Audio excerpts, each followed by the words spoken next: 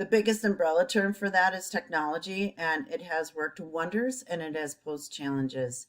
So, in the positive effect, I can stay connected with students as well as their families and parents in ways that were never thought of before.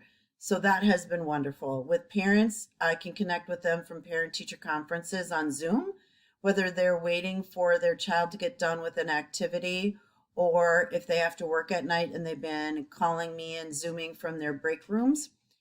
With students as well, we have email, I have Google Voice, I have Remind, I have my learning platform, which is Schoology. All of those have been great ways to stay connected.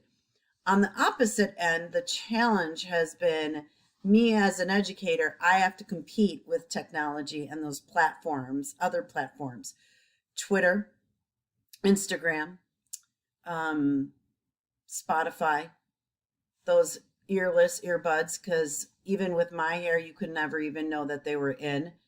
Snapchat, all of that stuff I have to compete with, and it is a huge challenge. So technology has been Answering these questions here. So, question number one: how has COVID affected the way you learn? It's made me way more involved with the online aspect, like researching stuff online, submitting stuff online. It's gotten me a lot more comfortable with that, which actually is a good thing because I feel like once you get into the workplace, you're going to be on your own with that stuff. So it's kind of good to learn now.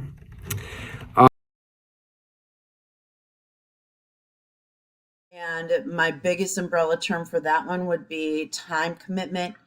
I am spending a lot of time with either learning new strategies, researching what's the best platform.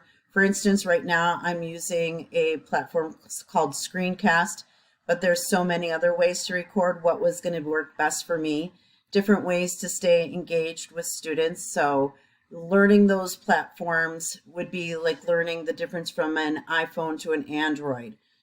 And that's just one idea. If you want to figure out a learning platform, whether it's going to be Schoology, Google Classroom, which we've switched over from, Canvas, different things like that. They're similar, but they're different. You have to learn them all. So that Not would being be able my to see everyone in face to face, which makes group work sometimes a little just different and not the usual before. So that was kind of a challenge. And then also obviously, like I said earlier, having the hybrid stuff. So, what was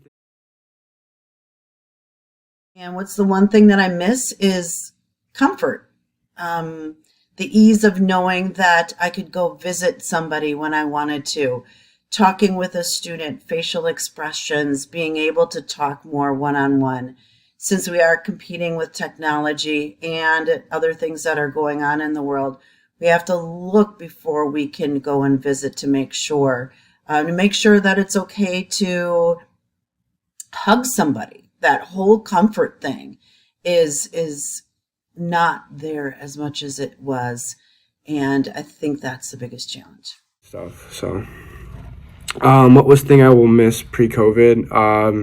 Definitely like big social gatherings. I know we're kind of getting there more and more today, but obviously things aren't going to be how they were before with the big gatherings, and people are always going to be a little bit more cautious about getting sick and diseases. So, yeah, I'll definitely miss that.